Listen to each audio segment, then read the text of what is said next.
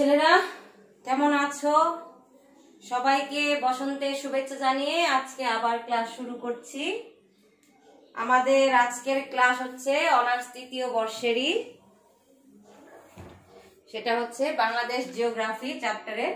তোমাদের যে বাংলাদেশ জিওগ্রাফি, সেই বাংলাদেশ জিওগ্রাফি চ্যাপ্টারের geography of Bangladesh, geography of Bangladesh চ্যাপ্টারের 3006 ডিটেইল কোড নাম্বার।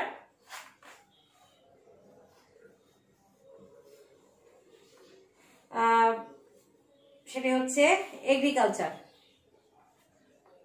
ঠিক আছে, কৃষি, বাংলাদেশের কৃষি। তো বাংলাদেশের কৃষি ব্যবস্থায় আজকে আমার পড়ানোর বিষয় হচ্ছে বাংলাদেশের অর্থনীতিতে কৃষির গুরুত্বটা কি।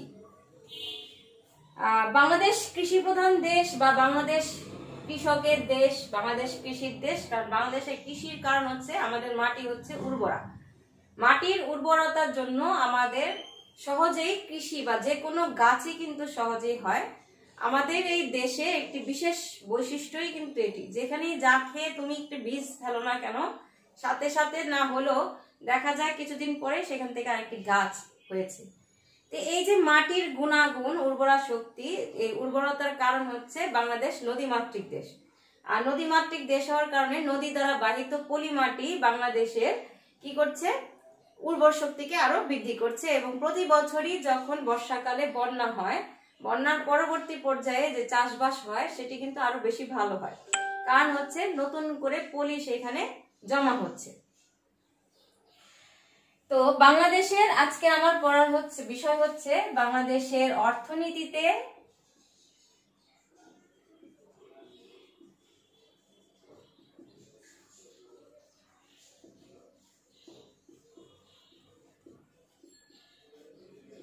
কৃষির গুরুত্ব।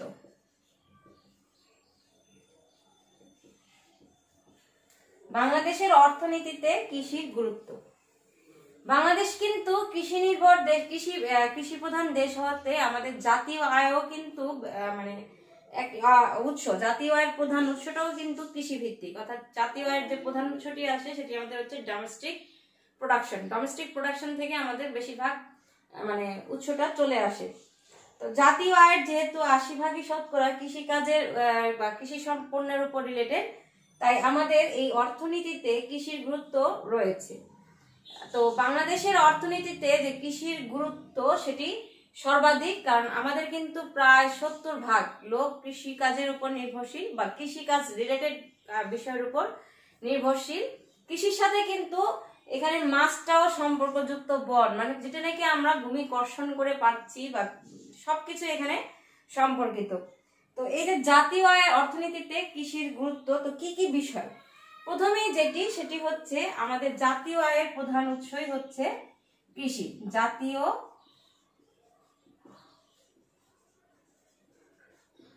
আয়ের প্রধান উৎস।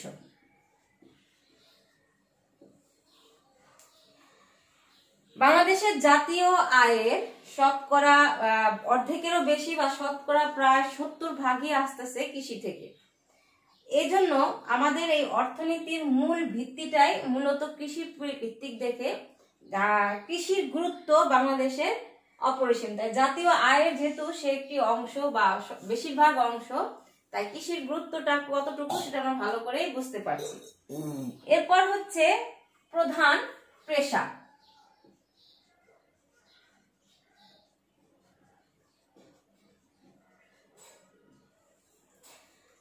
যা কৃষি বাংলাদেশের জনগণের প্রধান পেশা।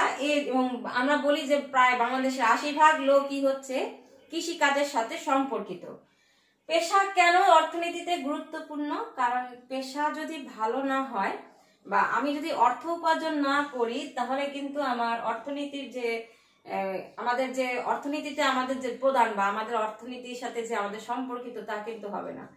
তাই বলেছে প্রধান পেশা হিসাবে কৃষি যেহেতু গুরুত্ব আছে, তাই জাতীয় অর্থনীতিতেও কৃষির গুরুত্বটাও রয়ে গেছে।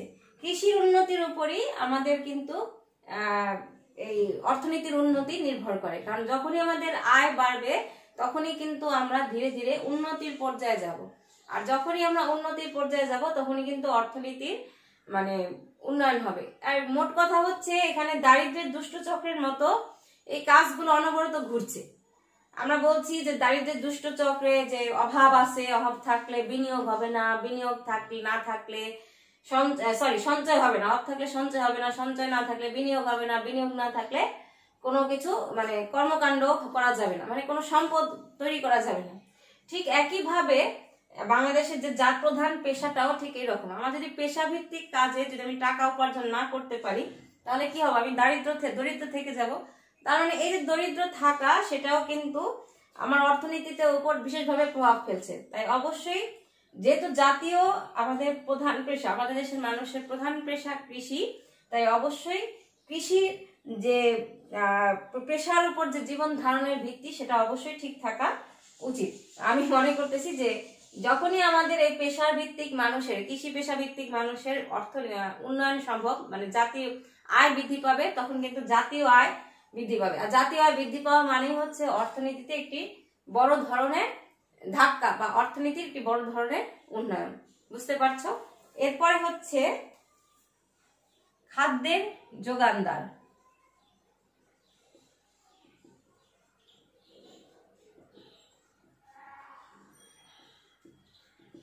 আমাদের যে মৌলিক চাহিদা আছে, মৌলিক চাহিদার কিন্তু প্রথমটি হচ্ছে খাদ্য। মানুষের পেটে যদি খাবার না থাকে তাহলে তার উন্নয়ন কখনোই ঘটানো সম্ভব না, কারণ পেটে ক্ষুধা নিয়ে তুমি কিন্তু কাজ করতে পারবে না। তো এই যে কৃষি কিন্তু আমাদের খাদ্যের যোগানদার। আমরা যতই বলি না কেন যে আমরা শিল্প ভিত্তিক হলে আমরা এই হব ওই হব, শিল্প হলে দেশের উন্নয়ন বাড়বে, মানুষের কর্মসংস্থান হবে, কিন্তু যে কোনো শিল্পরই কিন্তু মূল বিষয়টি আসছে প্রকৃতির থেকে। তাহলে অবশ্যই বুঝতে হবে যে আমাদের কৃষিটা কতটুকু গুরুত্বপূর্ণ। আর যদি আমরা সবই শিল্প প্রতিষ্ঠানের দিকে থাকি তাহলে কিন্তু আমরা যে খাবো, কোথার থেকে খাবো? যেমন আমরা এখন বলছি যে আমাদের এই যে উন্নয়ন বা বসতি করছে, প্রত্যেক জেলায় জেলায় যে বসতির বিস্তার লাভ করছে, শহরে হচ্ছে, তাতে কিন্তু আমাদের কৃষির ভূমির পরিমাণ কমে যাচ্ছে। যেহেতু কৃষি ভূমির পরিমাণ কমে যদি যায় তাহলে আমরা কোথায় চাষবাস করব? আর চাষবাস না করলে আমরা কিন্তু খাদ্য উৎপাদন করতে পারবো না। তাহলে খাদ্য উৎপাদন না করতে হলে আমাদের এই বাইরের দেশ থেকে খাদ্যটি রপ্তানি করতে হবে, এবং তখনই কিন্তু আমাদের অর্থনীতিতে বিরাট একটা ধাক্কা খাবে, কারণ আমার অর্থের বেশিরভাগ অংশই যাবে খাদ্যের রপ্তানিতে, খাদ্য আমদানি করতে। এই যে খাদ্য আমদানি সেটা কিন্তু আমার দেশের মানুষের করতে হয় না, খুব কমই আমরা খাদ্য আমদানি করি, কারণ কৃষি আমাদের খাদ্যের যোগানদার। আর ওই যে বলেছি আমাদের জমি উর্বর, তাই উর্বরতার কারণে আমাদের দেশে খাদ্য প্রাচুর্য রয়েছে, এবং কৃষির দিক যত ধান, চাল, গম, এই খাবারগুলো আমাদের দেশে ভালো হয়। আর প্রকৃতির যেটা হয় জনসংখ্যার বৃদ্ধি বা প্রাকৃতিক বিষয়, দুর্যোগ, খরা, বন্যা, এগুলো হয়তো অনাবৃষ্টি, অতিবৃষ্টি আমাদের দেশ খাদ্যের স্বয়ং সম্পূর্ণতা অর্জন করতে পারেনি, কিন্তু আমরা কিন্তু এখন প্রায় খাদ্যের স্বয়ং সম্পূর্ণ না করতে পারলেও আমরা কাছাকাছি কিন্তু পৌঁছে গেছি।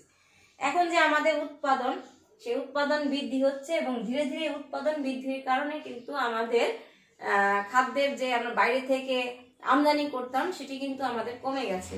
তাহলে বুঝতে পারছো যে খাদ্যের যোগানদার হিসাবেও কৃষির গুরুত্ব রয়েছে। এরপর হচ্ছে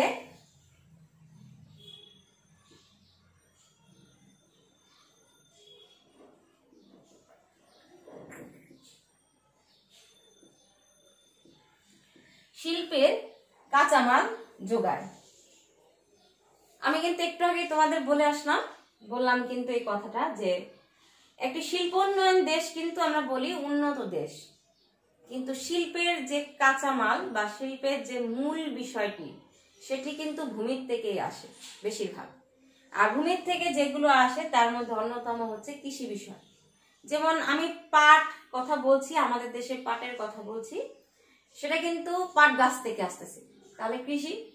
আচ্ছা, কার্পাস, আমরা যদি সুতা তৈরি করতে লাগে তাহলে আমাদের লাগবে তুলা, সেটাও কৃষি, তার মানে বস্ত্র শিল্পের জন্য তুলা দরকার। আচ্ছা, আমরা যদি এখন খাদ্য, এখন যেমন তোমরা সবাই ফাস্ট ফুড খেতে পছন্দ করো, চিপস খেতে পছন্দ করো, খেয়াল করে দেখবা বেশিরভাগ খাবারই কিন্তু তোমার কৃষি পণ্য দিয়েই তৈরি করা হয়। সব খাবারই কৃষি পণ্য ছাড়া কিন্তু সম্ভব না। তাহলে এই যে শিল্প বা শিল্পের নতুন অবস্থা সবকিছুই কিন্তু কৃষির সাথে সম্পর্কযুক্ত। অর্থাৎ কৃষির যদি উন্নয়ন না ঘটে তাহলে কখনোই শিল্পের উন্নয়ন ঘটানো সম্ভব না। বাংলাদেশেও কিন্তু যদি কৃষির আমরা আরো বেশি উন্নয়ন ঘটাতে পারতাম তাহলে কিন্তু বাংলাদেশ শিল্পেও উন্নয়ন করতে পারত। যেমন প্রায় এখন একটা অ্যাড দেখায়, ফেসবুকে দেখি যে চায়নারা বিভিন্ন ধরনের ফলের ওরা অ্যাড দিচ্ছে, এই গাছ থেকে ফল পেড়ে নিচ্ছে, ওই গাছ থেকে ফল পেড়ে দেখাচ্ছে যে ফলের ভিতর কতটুকু রস আছে বা কতটুকু সুস্বাদু এই ফল খেতে, কিভাবে খেতে হয়। তার মানে তারা কিন্তু কৃষির উপর গুরুত্ব দিয়ে ওই বিষয় দিয়েছে যে আমি এখন এই ফলটাকে যদি প্রিজার্ভ করি তাহলে কিন্তু এটি একটি শিল্প হবে। আমি যদি এটা জুস বানাই, জুস বানাতে হলে আমার কারখানার দরকার আছে, তার মানে আমার কিন্তু সেকেন্ডারি পর্যায়ে চলে যাচ্ছে বিষয়টি। তাহলে বুঝতে পারছো যে কৃষি যদি উন্নয়ন ঘটানো সম্ভব না হয় তাহলে কিন্তু শিল্পের উন্নয়ন ঘটানো সম্ভব হবে না, কারণ কৃষির সাথে সবকিছুরই সম্পর্কযুক্ত। আবার কৃষি তুমি বলতে পারো যে আমরা যদি বলি যে সিমেন্ট শিল্প, তুমি বলতে পারো যে ওটাতে তো কৃষির দরকার হবে না, সেটাতে তো খনিজ সম্পদের দরকার হবে। হ্যাঁ, স্বল্প সম্পদের দরকার হবে, কিন্তু সেক্ষেত্রেও কিন্তু কৃষির সাথে সম্পর্কযুক্ত তোমার বিষয়গুলো সেখানে রয়ে গেছে, কারণ তার সাথে যে আনুষঙ্গিক যে বিষয় তৈরি করা সেটি কিন্তু কৃষির সাথে সম্পর্কযুক্ত। অর্থাৎ কৃষির উন্নয়ন যদি ঘটে তাহলে শিল্পের কাঁচামালের যোগান ঘটবে সঠিকভাবে। শিল্পের কাঁচামালের যোগান যদি কৃষি সঠিকভাবে দিতে পারে তাহলে সেখানে শিল্পের উন্নয়ন ঘটবে। শিল্পের উন্নয়ন ঘটলে কৃষি আমাদের যে অর্থনীতি সেই অর্থনীতিরও উন্নয়ন ঘটবে। অর্থাৎ আমরা ধীরে ধীরে আরো বেশি অর্থনীতিতে সমৃদ্ধশালীতা লাভ করবো, সমৃদ্ধশালী হব। তারপরে হচ্ছে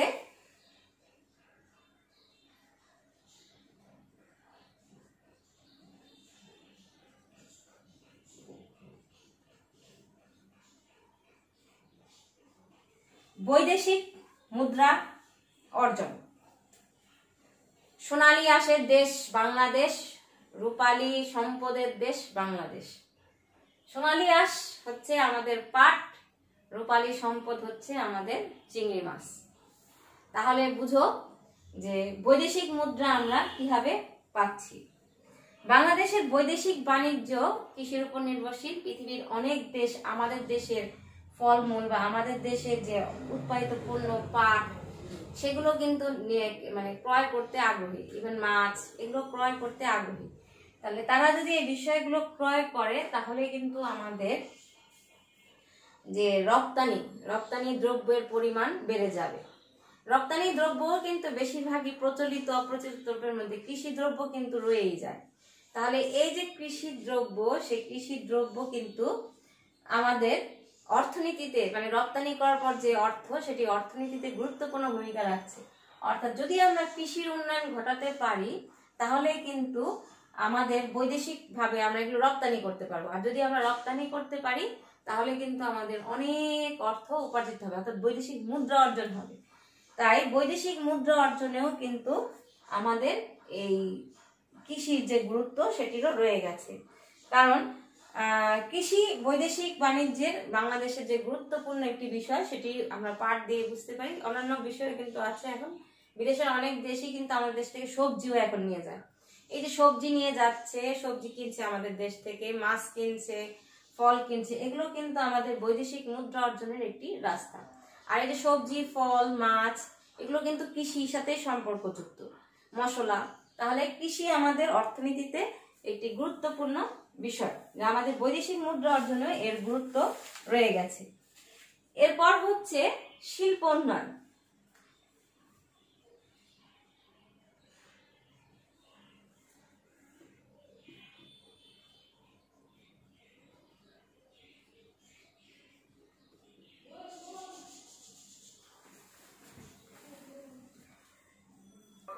শিল্প উন্নয়ন, কৃষির উন্নতির সঙ্গে সঙ্গে যদি কৃষকের উন্নয়ন ঘটে, আমি তোমাদের একটু আগে বুঝিয়েছি দারিদ্রের দুষ্ট চক্র, যে আমাদের এই দারিদ্র্যের দুষ্ট চক্র কিন্তু আমাদের ধাক্কা দিয়ে বের হওয়ার একটা প্রবণতার কথা বলা হয়েছে অর্থনীতিতে, যে এই দারিদ্র্যের দুষ্ট চক্র তুমি কিভাবে ভাঙবা, তোমাকে ধাক্কা দিয়ে এখান থেকে বের হয়ে আসতে হবে।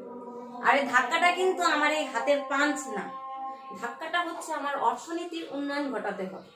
অর্থাৎ কোন দেশের মানুষের যদি আয় বৃদ্ধি হয় তাহলে সে কি করবে, সঞ্চয় করবে। আর সঞ্চয় হলেই তার এই যে জমানো টাকা সে বিনিয়োগ করতে আগ্রহী হবে।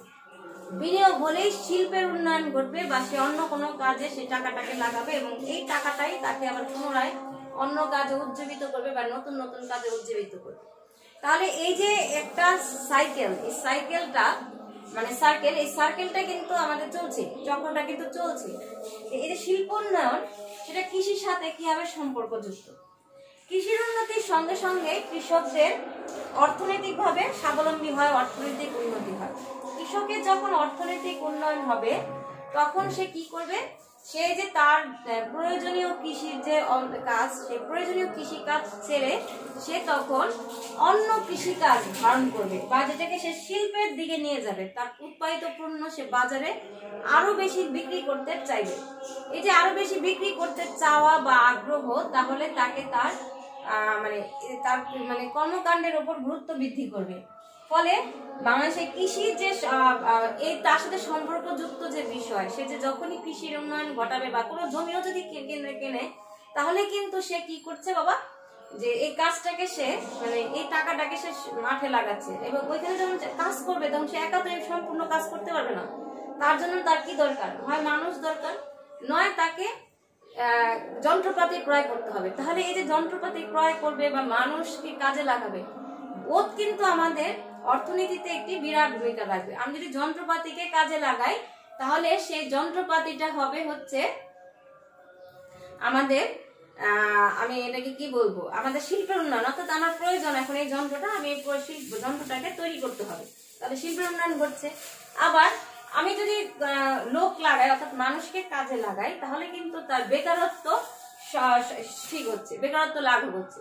তাহলে এই যে বিষয়গুলো, সেই বিষয়গুলোই হচ্ছে আমাদের অর্থনীতিতে গুরুত্বপূর্ণ বিষয় কিনা সেটা আমাদের জানতে হবে। এই বিষয়গুলো সেগুলো কিন্তু আমাদের অবশ্যই শিল্প উন্নয়নে একটি গুরুত্বপূর্ণ ভূমিকা রাখছে। তাই শিল্প উন্নয়ন যদি সম্ভব, কৃষি উন্নয়নের সাথে সাথে শিল্প উন্নয়ন সম্ভব এবং সেই শিল্প উন্নয়নের যে অর্থ সেটি আমাদের অর্থনীতিতে উপাদান একটি গুরুত্বপূর্ণ ভূমিকা রাখছে। এরপর হচ্ছে সরকারি আয়ের উৎস।